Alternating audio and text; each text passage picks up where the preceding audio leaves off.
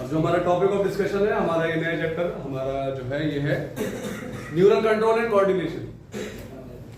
जब भी हम न्यूरल कंट्रोल की बात करते हैं तो हम नर्वस सिस्टम की बात करने वाले हैं, ठीक है। नर्वस सिस्टम हमारा क्या है, ये हमने बहुत छोटी क्लासेस से पढ़ा होता है कि नर्वस सिस्टम जो हमारे न्यूरॉन्स होते हैं या हमारी जो नर्व फाइबर होती है, ये क्या होता है भाई? ये आपने पढ़ा था कि भाई जो हम सेंस करते हैं, जो हम फील करते हैं, आप मेरी आवाज सुन पा रहे हो, मैं आपको देख पा रहा हूं, आप मुझे देख पा रहे हैं, तो ये सब क्या है? ये सेंस है या आप फील कर रहे हैं, है ना। देख कर टच थोड़ी ना कर रहे हैं, देखने पर फील ही तो कर रहे हैं कि हाँ सामने कोई चीज है, सामने बोर्ड है आपका, है ना। सुन रहे हैं तो ये भी तो आप फील कर रहे हैं। अगर आपकी हवा चल रही है कहीं तो हवा को आप फील कर रहे हैं, है ना। तो फीलिंग जो होती है किसी भी चीज की, जो सेंसिंग होती है, सेंसिंग को कराने वाला नर्वस सिस्टम होता है या न्यूरल सिस्टम होता है। ये कंट्रोल एंड कोऑर्डिनेशन क्या है? कंट्रोल करता है, देखो हर तरीके से। अगर मैं मूव कर रहा हूं आपके सामने तो इसके लिए जो कंट्रोल हो रहा है ये ब्रेन से न्यूरॉन के द्वारा हो रहा है, ठीक है। कोऑर्डिनेशन का मतलब होता है कि जब कई सारे फंक्शंस एक साथ एक ही बंदा कंट्रोल करे तो वो कोऑर्डिनेशन होता है, ठीक है। उसको आप क्या बोलते हैं? उसको आप बोलते हैं कोऑर्डिनेशन, ओके।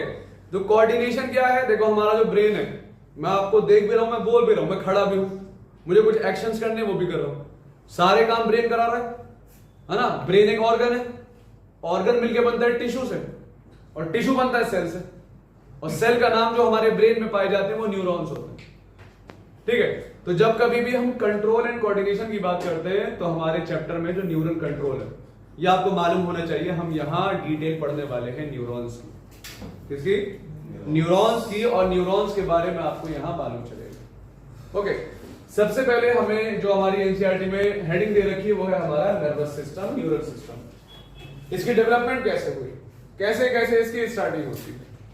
तो हम लोगों ने एनिमल किंगडम पढ़ा होता है, और एनिमल किंगडम में हमने ये चीज बहुत अच्छे से देखी है कि भाई न्यूरल सिस्टम जो सबसे पहले और सबसे पुअरली डेवलप न्यूरल सिस्टम जो आया था वो कहां देखने को मिलता है, ये आपको मालूम होना चाहिए कि पहली बार न्यूरल सिस्टम जो था first time seen in hydra.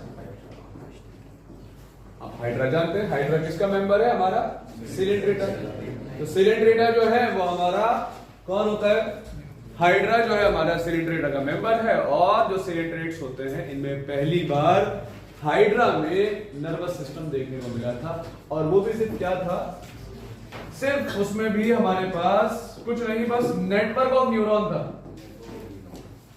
Network था न्यूरॉन का सिर्फ। और न्यूरॉन के नेटवर्क को आप लोगों ने नाम दिया होता है गैंग्लियन। नाम देते हैं न्यूरॉन के नेटवर्क को गैंग्लियन। तो जो गैंग्लियंस होते हैं वो हमें पहली बार हाइड्रा में देखने को मिले। इसमें तो जो नेटवर्क ऑफ न्यूरॉन वो क्या है? गैंग्लियन। ये किस में देखने को मिला था पहली बार? ये पहली बार देखने को मिला था हमें हाइड्रा में, जो किसका मेंबर है? वो हमारे फाइलम सिलिंड्रेटा है, ओके। आपको ये मालूम होना चाहिए कि भाई न्यूरॉन क्या है। न्यूरॉन के बारे में आप क्या जानते हैं? तो न्यूरॉन हमारी बॉडी का एक वो सेल है जो हमारे न्यूरल सिस्टम को बनाने वाला है। न्यूरल सिस्टम को बनाने वाला सेल, नर्वस सिस्टम को बनाने वाला सेल कौन भाई? न्यूरॉन। तो न्यूरॉन बेसिकली क्या है? ये हमारा structural and functional unit of nervous system. तो जो हमारा नर्वस सिस्टम है उसका स्ट्रक्चरल और फंक्शनल यूनिट जो होता है बच्चों वो न्यूरॉन, ठीक है। और न्यूरॉन के बारे में आप लोग ये भी जानते हैं कि न्यूरॉन सबसे लॉन्गेस्ट सेल है हमारी बॉडी का, सबसे लंबा सेल, बड़ा नहीं, लॉन्गेस्ट। लंबा होना और बड़ा होना में डिफरेंस है, ठीक है। तो लॉन्गेस्ट सेल न्यूरॉन है, लार्जेस्ट सेल ओवम है। फीमेल में जो एग होता है ओवम, फीमेल में जो ओवम या एग होता है वो लार्जेस्ट सेल है, ठीक है। न्यूरॉन इंसान की बॉडी का सबसे लंबा सेल होता है, कौन? न्यूरॉन। तो न्यूरॉन के बारे में आपको मालूम होना चाहिए। और पहली बार जो नर्वस सिस्टम होता है ये किसमें देखने को मिला? हाइड्रा में पुअरली डेवलप था और सिर्फ नेटवर्क ऑफ न्यूरॉन्स देखने को मिला। ठीक है, अच्छा न्यूरॉन सेल है ना, न्यूरॉन क्या है? सेल है, और सेल से मिलकर क्या बनता है? टिश्यू बनता है ना। तो याद रखना जो न्यूरॉन नामक सेल होता है, जो न्यूरॉन है, ये कौन सा टिश्यू बनाता है? तो याद रखिएगा उस टिश्यू का नाम, उस टिश्यू का नाम बच्चों होता है नर्व फाइबर। तो न्यूरॉन जो सेल है, इस सेल से मिलकर बनने वाले कौन होते हैं? Nerve fibre. ये कौन लोग होते हैं? तो नर्व फाइबर को नर्वस टिश्यू भी बोल देते हैं हम लोग। ओके, अब जो न्यूरॉन है हमारे पास, जिससे मिलकर क्या बनता है? Nerve fibre. नर्व फाइबर जो होते हैं, इनका जो नेटवर्क होता है, नर्व फाइबर का जो नेटवर्क होता है, नेटवर्क जो होता है नर्व फाइबर का, वो क्या कहलाता है? वो कहलाता है हमारा plexus. Network of nerve fiber is known as plexus. तो प्लेक्सस क्या होता है ये आपको मालूम होना चाहिए, नेटवर्क ऑफ नर्व फाइबर। मैं आपको एक छोटा सा होमवर्क भी दे रहा हूं कि ये जो नर्व फाइबर होते हैं, जैसे इसमें एक फाइबर का नाम आता है प्लेक्सस का, मीजनर प्लेक्सस, मीजनर प्लेक्सस, और एक ऑयरबैक प्लेक्सस। ठीक है, तो जरा इसको अगली लेक्चर में डिस्कस भी करेंगे। पहले देखना कि क्या होते हैं, मीजनर प्लेक्सस क्या है, ऑयरबैक प्लेक्सस क्या है, इनके फंक्शंस क्या होते हैं। मैं बता दूं ये कुछ डाइजेस्टिव सिस्टम से कोई रिलेशन बताएंगे इसको। हमारे पास न्यूरॉन्स की बात हुई, पहली बार किसमें देखने को मिला? हाइड्रा। इसके बाद हाइड्रा जो सिलेंट रेटा है, टीनोफोरा में भी यही हाल रहा, प्लेटी तक भी यही हाल रहा, एस्की तक भी यही हाल रहा। एनेलिडा में देखने को मिला पहली बार थोड़ा सा एडवांस न्यूरॉन, जहां पर जो नर्व फाइबर्स थे, इनका नेटवर्क, जो इनका नेटवर्क होता है, वो क्या फॉर्म कर देता है बताइए? तो advancement of nervous system was seen in Annelida। किसमें देखने को मिला था? एनेलिडा में, जहां पर जो न्यूरॉन्स के नेटवर्क वो क्या बना देते हैं? वेंट्रल नर्व कॉर्ड बनाना स्टार्ट कर देते हैं। जो न्यूरॉन्स के नेटवर्क होते हैं, तो वो क्या फॉर्म कर देते हैं? वो फॉर्म कर देते हैं डबल वेंट्रल नर्व कॉर्ड। याद रखिएगा, डबल वेंट्रल नर्व कॉर्ड तैयार कर देते हैं, याद रखिएगा। ठीक है, इसमें डबल वेंट्रल नर्व कॉर्ड होता है, और पहली बार ही किसमें देखने को मिला ऐसा नर्वस सिस्टम? हमारे एनेलिडा, जैसा हमारा जिसमें अर्थ फॉर्म आता है। ठीक है, इसके बाद पूछा जाता है, जो एनसीईआरटी ने बोला भी है, पहली बार ब्रेन, जो ब्रेन लाइक स्ट्रक्चर था, वो किसमें देखने को मिला? तो ये आपको मालूम होना चाहिए कि first time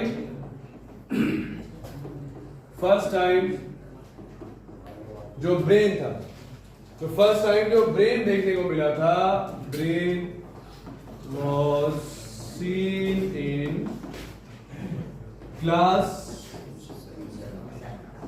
insecta of phylum arthropoda.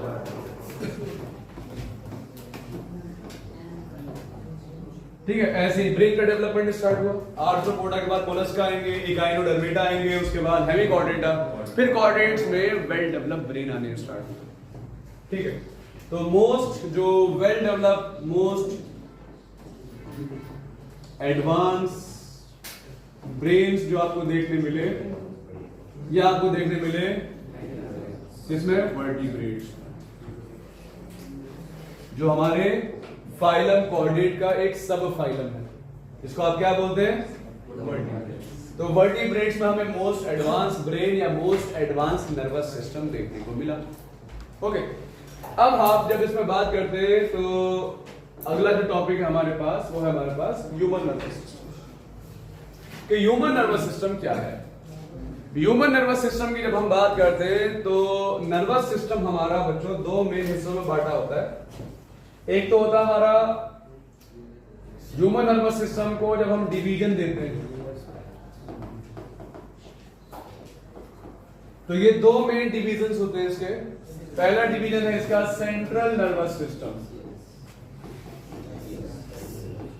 Central nervous system CNS, और दूसरा होता है बच्चों peripheral nervous system, peripheral nervous system PNS। तो एक होता है आपका सेंट्रल नर्वस सिस्टम, तो दूसरा होता है आपका पेरिफेरल नर्वस सिस्टम। ये हमारे नर्वस सिस्टम दो मेन हिस्सों में बांटे होते हैं हमें। सेंट्रल नर्वस सिस्टम में जो पार्ट्स आते हैं वो आप लोगों ने नाम सुना होता है ब्रेन और स्पाइनल कॉर्ड। तो central nervous system consist of brain and spinal cord. तो ब्रेन और जो स्पाइनल कॉर्ड होता है, याद रखिएगा ये सेंट्रल नर्वस सिस्टम के हमारे पार्ट्स होते हैं। ओके, जब हम पेरिफेरल की बात करते हैं तो ब्रेन से निकलने वाली और जो स्पाइनल कॉर्ड से निकलने वाली जो हमारी नर्व फाइबर्स होते हैं वो क्या फॉर्म करते हैं, पेरिफेरल नर्वस सिस्टम। तो पेरिफेरल नर्वस सिस्टम कैसे बनता है, form from nerve fibers of brain and spinal cord. ठीक है, पेरिफेरल नर्वस सिस्टम जो होता है ये खुद दो मेन हिस्सों में बटा होता है। एक वो पेरिफेरल, एक वो नर्वस सिस्टम जो किसे कंट्रोल करेगा, उन फंक्शंस को जो हमारे कंट्रोल के अंडर होते हैं। कि मुझे कब अपना हाथ ऊपर करना है, कब अपना हाथ नीचे लेकर जाना है, ये मेरे कंट्रोल में। ये नहीं कि बैठे बैठे कहीं भी हाथ ऊपर चला गया, ऐसे नहीं होता। ठीक है, तो ऐसे फंक्शंस को कंट्रोल करना जो हमारे कंट्रोल में होते हैं। हमारी कंट्रोल में मतलब मैं अपना हाथ ऊपर करना चाहता हूं तो ब्रेन से तो मैसेज आएगा, लेकिन मेरे कंट्रोल में है। तो ऐसा जो पेरिफेरल नर्वस सिस्टम होता है वो कहलाता है somatic nervous system, somatic nervous system. और जब हम बात करते हैं सोमैटिक नर्वस सिस्टम के अलावा दूसरा वो भी तो होगा जो हमारे कंट्रोल में नहीं है। मेरे पेट में क्या चल रहा है, हार्ट में क्या चल रहा है, ये हमें कोई भी इल्म नहीं है हमें क्या हो रहा है ना, लेकिन हो रहा है, वो भी तो कंट्रोल हो रहा है फंक्शंस। तो इनवॉलेंटरी फंक्शन को कंट्रोल करने वाला होता है ऑटोनोमिक नर्वस सिस्टम। तो एक होता है सोमैटिक नर्वस सिस्टम, तो दूसरा होता है कौन, ऑटोनोमिक नर्वस सिस्टम। तो ये हमारे किसको कंट्रोल करता है, ये कंट्रोल करता है वॉलेंटरी फंक्शंस को, वॉलेंटरी फंक्शंस को, और ये कंट्रोल करता है इनवॉलेंटरी फंक्शंस। एक वॉलेंटरी फंक्शंस कंट्रोल करने वाला और दूसरा कौन है आपका, इनवॉलेंटरी फंक्शंस को कंट्रोल करने वाला। अच्छा, ये जो ऑटोनोमिक नर्वस सिस्टम है, ऑटोनोमिक नर्वस सिस्टम हमारे ऑर्गन्स को दो तरीके से कंट्रोल करता है। ठीक है, दो तरीके से कि अगर एक फंक्शनिंग को बढ़ाएगा तो दूसरा क्या कर देगा, उसको घटाएगा। जैसे हमने एक एग्जांपल देखा होता है हार्ट के लिए। हार्ट के अगर फंक्शनिंग, हार्ट बीट को बढ़ाना है तो एक हमारा ऑटोनोमिक नर्वस सिस्टम का पार्ट होता है। अगर हार्ट बीट को घटाना है तो एक ऑटोनोमिक नर्वस सिस्टम का पार्ट होता है। जो हमारा पेशाब की थैली होती है, ब्लैडर, ब्लैडर में यूरिन भरने के लिए ऑटोनोमिक नर्वस सिस्टम का एक पार्ट होता है। यूरिन को उससे निकालने के लिए बॉडी से बाहर एक ऑटोनोमिक नर्वस सिस्टम का पार्ट होता है। और वो सिस्टम के पार्ट आप जानते हैं सिंपैथेटिक एंड पैरासिम्पैथेटिक। याद है कि सिंपैथेटिक क्या करता है, पैरासिम्पैथेटिक क्या करता है। कि सिंपैथेटिक हमारे यूरिन को फिल कराता था और पैरासिम्पैथेटिक उसको दबाकर यूरिन को बाहर निकलवाता था। सिंपैथेटिक हमारे हार्ट बीट को बढ़ाता, जो पैरासिम्पैथेटिक होता है वो हमारे हार्ट बीट को घटाता है। तो याद रखिएगा जो हमारा ऑटोनोमिक नर्वस सिस्टम होता है, जब हम इसको देखते हैं तो ये हमारे पास दो मेन हिस्सों में बटा होता है। एक होता है हमारा सिंपैथेटिक नर्वस सिस्टम और एक होता है हमारा पैरा सिंपैथेटिक नर्वस सिस्टम। ठीक है कि अगर एक फंक्शनिंग को, ये दोनों एक दूसरे के कैसे काम करते हैं, अपोजिट काम करते हैं। आपने दो एग्जांपल देखे एनसीईआरटी में, एक हार्ट बीट बढ़ा रहा है सिंपैथेटिक, तो एक हार्ट बीट घटा रहा है पैरासिम्पैथेटिक। एक यूरिन को भर रहा है सिंपैथेटिक, तो एक यूरिन को बाहर कर रहा है पैरासिम्पैथेटिक।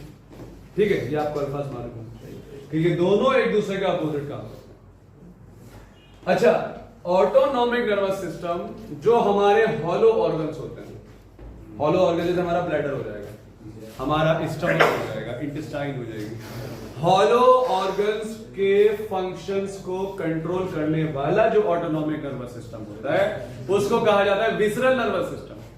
क्या कहा जाता है कि भाई विसरल नर्वस सिस्टम क्या है, तो आपको मालूम होना चाहिए कि दैट, अगर मैं शॉर्ट फॉर्म में लिखूं ऑटोनॉमिक नर्वस सिस्टम को, तो ANS, दैट ANS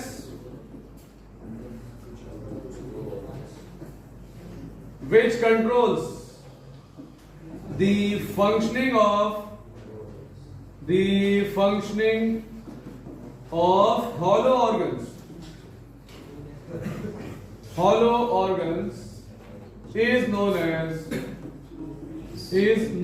as क्या बोल देते हैं उसको, विसरल नर्वस सिस्टम। इसको आप बोल देते हैं VNS, विसरल नर्वस सिस्टम बोल देते हैं इसको। ठीक है, अब बात होती है इसी के अंदर, ही तो हमारा नर्वस सिस्टम का पार्ट, इसी के अंदर बात आती है जो नर्व होती है हमारे पास।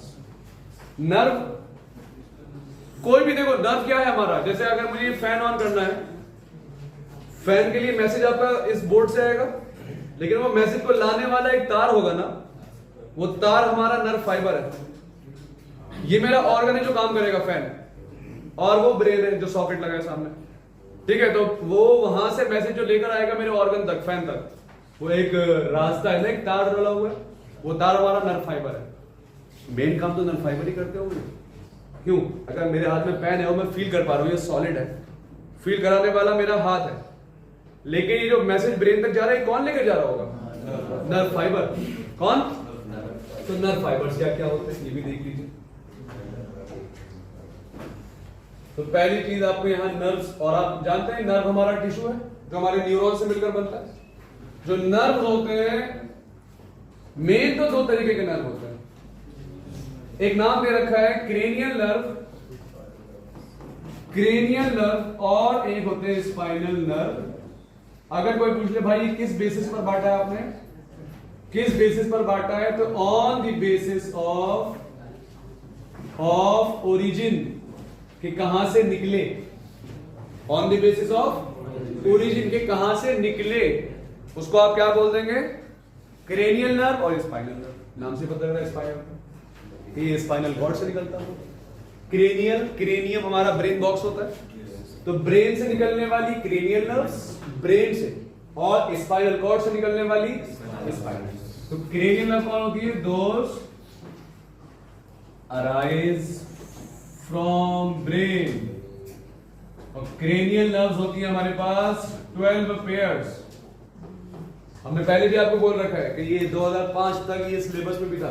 क्रेनियल नर्व के नाम: olfactory nerve, optic nerve, oculomotor nerve, trochlear, trigeminal, abducens, facial, glossopharyngeal, hypoglossal, vagus, spinal accessory. ये अलग अलग नर्व्स थी, इनके नंबर पूछे जाते थे। मालूम है कि क्रेनियल नंबर 9 का क्या नाम है?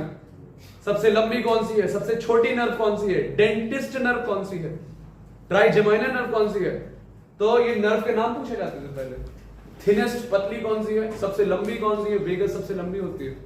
ठीक है, तो ये नाम पूछे जाते थे पहले। याद रखिएगा कि हमारे पास ये जो क्रेनियल नर्व्स है ये 12 पेयर्स होते हैं। पहले इनके फंक्शंस भी थे, लेकिन अब आपको बस इतना सही रह गया सिलेबस कि कितनी होती है, बस अब खत्म कर दिया। लास्ट टाइम तो नीट में सवाल आया था 2005 में आया था, अब से 19 साल पहले। उसके बाद कोई सवाल नहीं आया।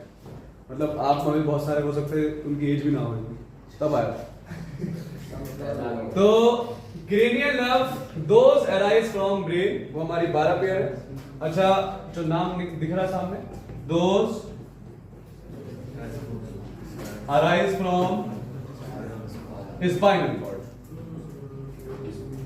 अच्छा स्पाइनल कॉर्ड को जिम्मेदारी जो है वो ज्यादा है, स्पाइनल कॉर्ड की जिम्मेदारी ज्यादा है, तो याद रखना स्पाइनल कॉर्ड से निकलने वाली जो नर्व होती है वो हमारे पास ज्यादा होती है, और स्पाइनल कॉर्ड से निकलने वाली 31 पेयर्स होती है, इतनी होती है। अच्छा इनके नाम स्पाइनल कॉर्ड की हड्डी पर ही है कि cervical nerve, thoracic nerve, lumbar nerve, sacral nerve, coccygeal nerve, उसी के नाम पर ही। ठीक है, तो टोटल कितनी होती है? 31 पेयर्स होती है। अच्छा फ्रॉग में जब हम पढ़ते हैं, जब सिलेबस में है, तो 10 pairs cranial, 10 pair spinal nerves आपको याद होना चाहिए। ठीक है, तो ये नर्व्स थी हमारे पास, ये तो किस पर थी? On the basis of origin. फिर एक नर्व आती है, एक नर्व आती है हमारी on the basis of functioning, on the basis of functioning.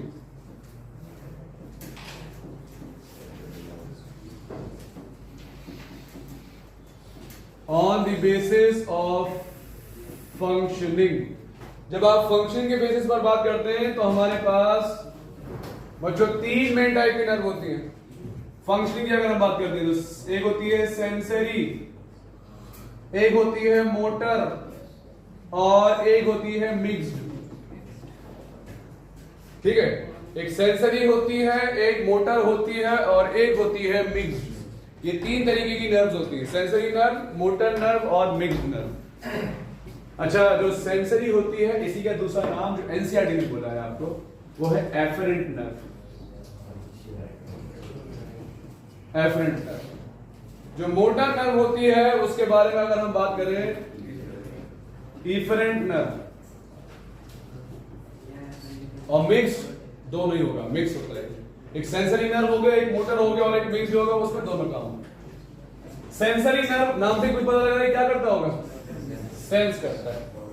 तो हमारे हाथ में ठंडा गर्म लगना, या आप मेरी आवाज जो सुन पा रहे हैं, या आप जो अपनी आंख से देख पा रहे हैं, ठीक है, तो ये चीज याद रखना, जो आप बोल रहे हैं फालतू में जो भी कुछ बोल रहे हैं, तो ये सब चीजें जो है ये सेंसरी नर्व करा। सेंसरी नर्व याद रखना कि क्या होगा, सेंसरी नर्व हमारे पास जो ऑर्गन्स होते हैं, हमारे रिसेप्टर्स, मेरे हाथ में अगर पेन है, आप अपने कान से सुन पा रहे हैं, तो वो जो ब्रेन को मैसेज देता है, या सेंट्रल नर्वस सिस्टम को मैसेज देने वाला सारे बॉडी पार्ट्स है, वो कौन सा नर्व होता है? Sensory nerve. ये क्या करता है तो ये आपको मालूम होना चाहिए, ये give message to central nervous system from all body parts. Motor nerve मतलब हरकत कराने वाला, मोशन कराने वाला, मूवमेंट कराने वाला। ठीक है, ये ब्रेन से आता है मैसेज कि अगर मुझे चलना है, कहां तक चलना है, क्या करना है, ये मोशन कर रहा हूं मैं, तो उसके लिए मैसेज कहां से आता है? बोलिए। तो ये give message from central nervous system to body part. मैं अगर लिख रहा हूं तो ये लिखने के लिए मुझे मेरा मोटर नर्व काम कर रहा है, मोशन लिखने के लिए। ठीक है, अगर मैं देख रहा हूं तो मेरी आईबॉल का जो मूवमेंट हो रहा है, मैं देख रहा हूं कौन क्या कर रहा है, तो ये सब कौन करा रहा है? मेरा, ये मेरा मोटर नर्व करा रहा है। ठीक है, तो ये सब चीजें जो होती हैं सेंसरी या मोटर नर्व हमारे पास, और मिक्स नाम से पता लग रहा है जो दोनों काम करें। और मैं आपको बता दूं हमारी बॉडी में सबसे ज्यादा मिक्स नर्व होती है, सबसे ज्यादा हमारी बॉडी में कोई नर्व है वो मिक्स नर्व होती है। ठीक है, ओके, तो सेंसरी नर्व हो गई, मोटर नर्व हो गई, मिक्स नर्व हो गई। सेंसरी का दूसरा नाम एफरेंट, ठीक है, और मोटर का दूसरा नाम इफरेंट। तो sensory, efferent, mixed, afferent. Okay, याद रखिएगा। अच्छा, फिर आपके पास यहां पर बात आती है, ये हमारे पास सारा हमारा न्यूरल सिस्टम तैयार है हमारे पास पढ़ने के लिए। अब बात करते हैं हम, जो हमारा अगला टॉपिक ऑफ डिस्कशन है वो है हमारा एक्सॉन। जो न्यूरॉन हमारा है उसके बारे में बात करें। न्यूरॉन क्या है हमारा, ये आप जानते हैं। न्यूरॉन क्या है हमारा? नर्वस सेल है। न्यूरॉन हमारा नर्वस टिश्यू को बनाने वाला सेल, सबसे लॉन्गेस्ट सेल है हमारा।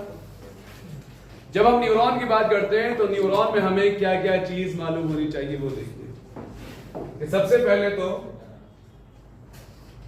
कलर दिखाई देगा,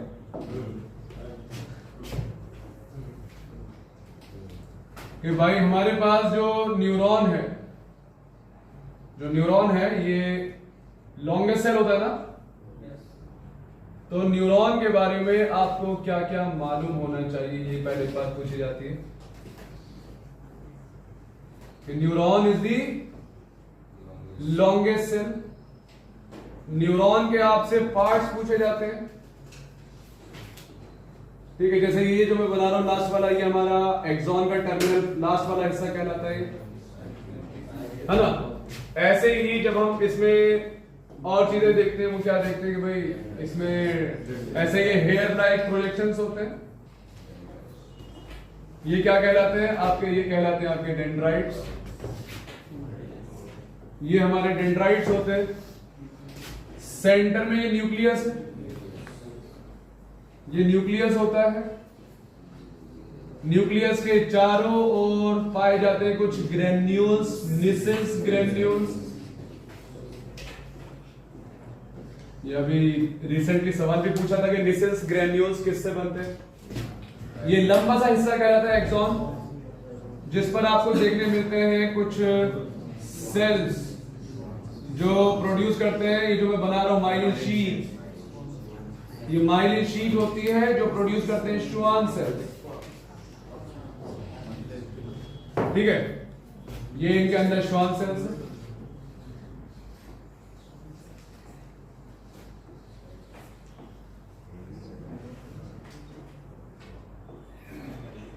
याद रखिएगा, ये जो हमारे श्वान सेल्स होते हैं, दो श्वान सेल्स के बीच जो खाली स्पेस होती है दो माइलिन शीट के बीच, इसको हमने नाम दिया था नोड्स ऑफ रैनवियर।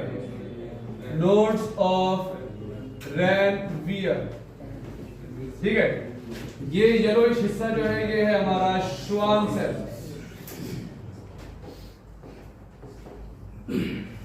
जो ये व्हाइट वाला पोर्शन है ये हमारी है माइलिन शीट।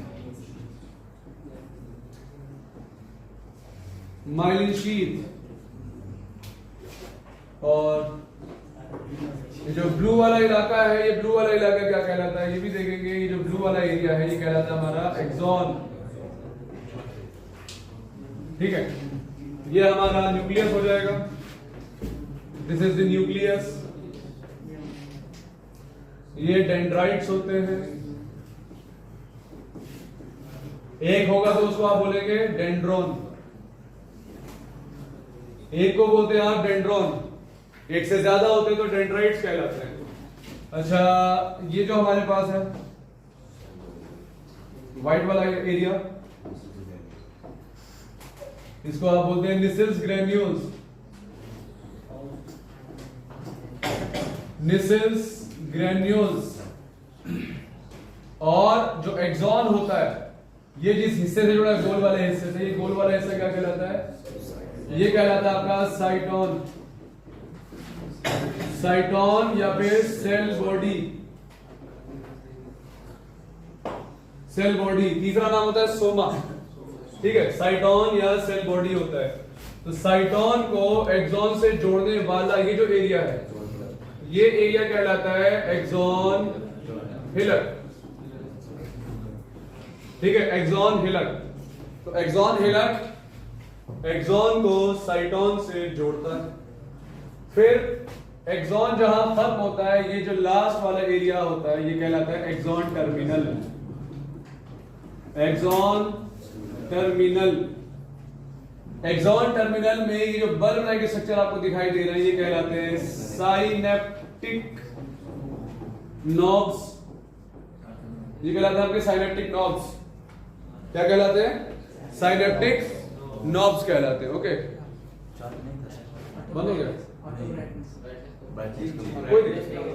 साइनेप्टिक नॉब होते हैं।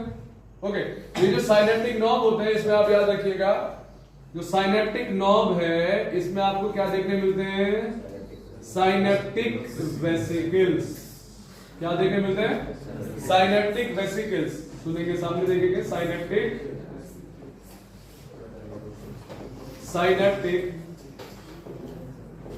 वेसिकल्स देखने को मिलते हैं, और साइनेप्टिक वेसिकल्स के अंदर जो फिल होता है, जो फिल्ड रहता है साइनेप्टिक वेसिकल के अंदर, ये कहलाता है आपका न्यूरोट्रांसमीटर।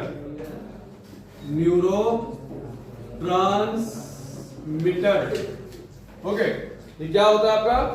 ये हमारा होता है न्यूरोट्रांसमीटर। और बच्चों जो न्यूरोट्रांसमीटर होता है इसके बारे में अभी हम डिटेल पढ़ेंगे। फिलहाल अब ये सारी चीजें क्या क्या है ये आपको मालूम होना चाहिए। जैसे न्यूरॉन के अंदर मैसेज को कैरी कराने वाला, मतलब जो कैच करेगा मैसेज। जैसे अगर मैं अपने हाथ में एक पेन पकड़ रहा हूँ, सॉलिड है, तो ये फीलिंग तो दे रहा है ना इसको मुझे कि ये सॉलिड हाथ में है मेरे, या जो मैं आपको बोल रहा हूं जो आप कान के जरिए सुन पा रहे हैं, तो सबसे पहले जो ये मैसेज को पकड़ रहा है वो डेंड्राइट मैसेज को कलेक्ट करता है। न्यूक्लियस तो मालूम ही क्या करता है, फंक्शन को कंट्रोल करेगा पूरी। ये जो बच्चों निसेल्स ग्रैन्यूल्स होते हैं, ये जो निसेल्स ग्रैन्यूल्स हैं, पूछा जाता है ये बनते किससे हैं? हाँ, निसेल्स ग्रैन्यूल बने होते हैं राइबोसोम्स के, फ्री राइबोसोम्स, और RER रफ एंडोप्लाज्मिक रेटिकुलम के बने होते हैं। ये पूछा जाता है कि राइबोसोम किसके बने होते हैं, ठीक है। ये साथ ही साथ निसेल्स ग्रैन्यूल्स का फंक्शन होता है कि ये क्या करते हैं, जो सेल बॉडी है, सेल बॉडी जिसमें मैसेज डेंड्राइट लेकर आता है, तो सेल बॉडी से एक्सॉन हिलॉक के द्वारा जो मैसेज एक्सॉन की तरफ चलता है, ये हमारे निसेल्स ग्रैन्यूल्स का फंक्शन रहता है। साथ ही साथ ये जो शेप होता है, जो हमारे एक्सॉन में ये जो हमारा न्यूरॉन है, ये जो न्यूरॉन का शेप होता है बच्चों, न्यूरॉन के शेप को मेंटेन करने वाला न्यूरोफिब्रिल होता है। क्या होता है?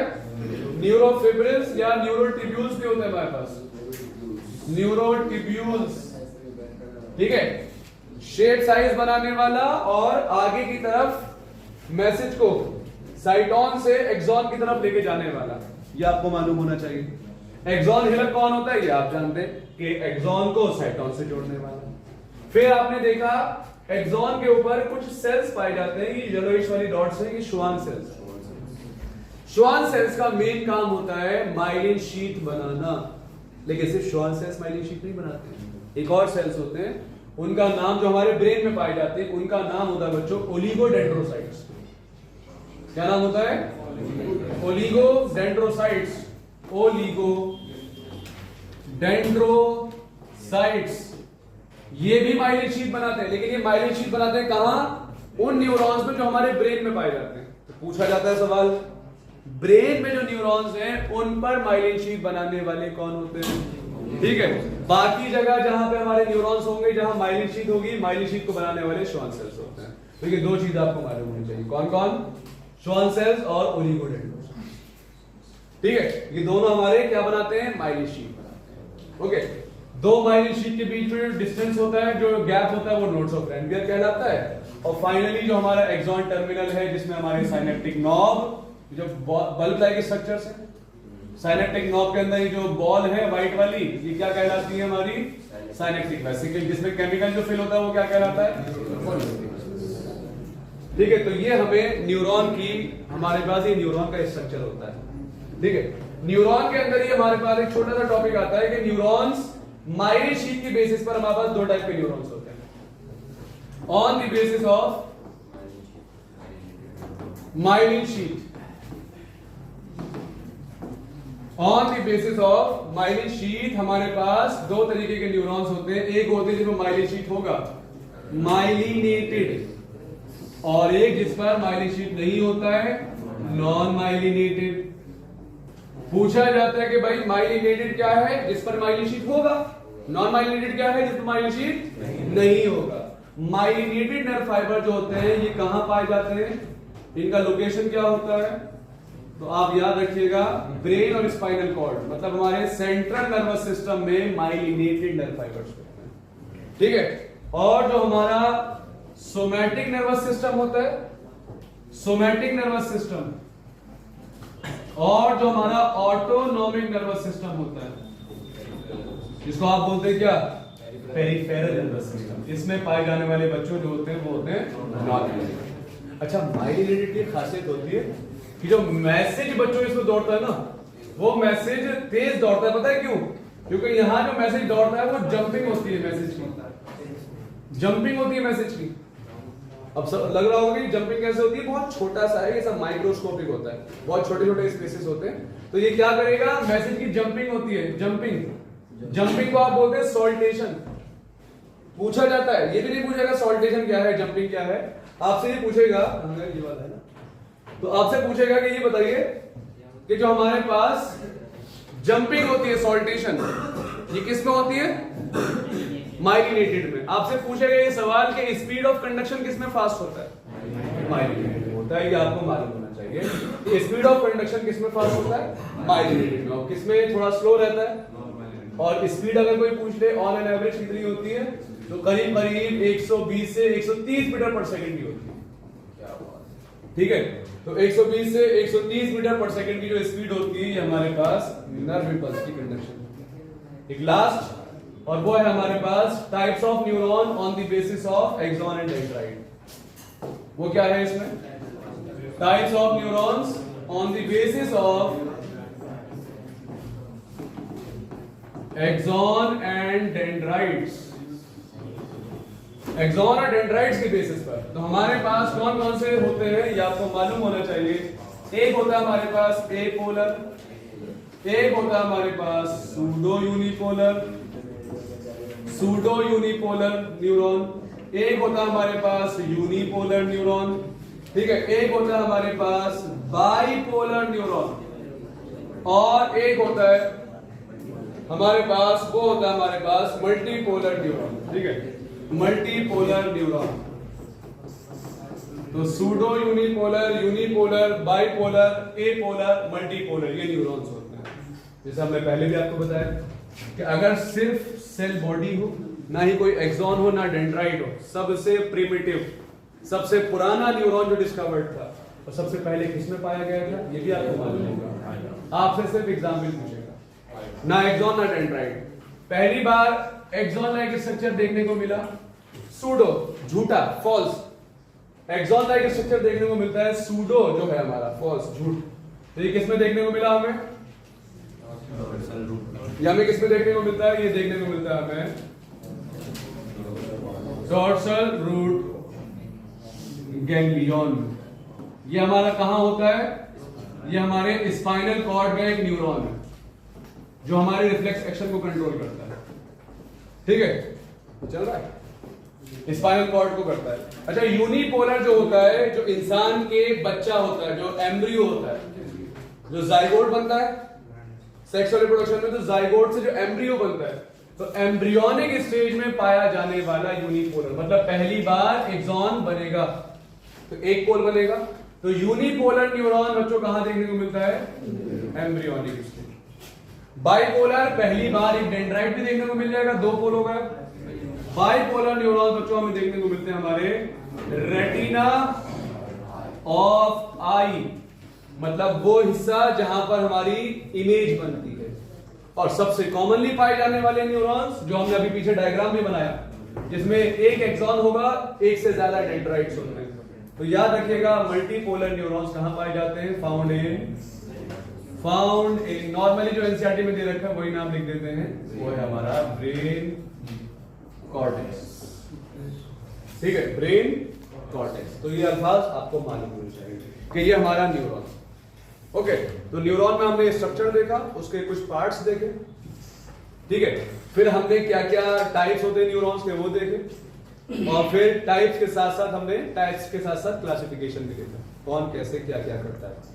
ओके, तो ये एग्जाम्पल्स थे, अभी तक इनके छोड़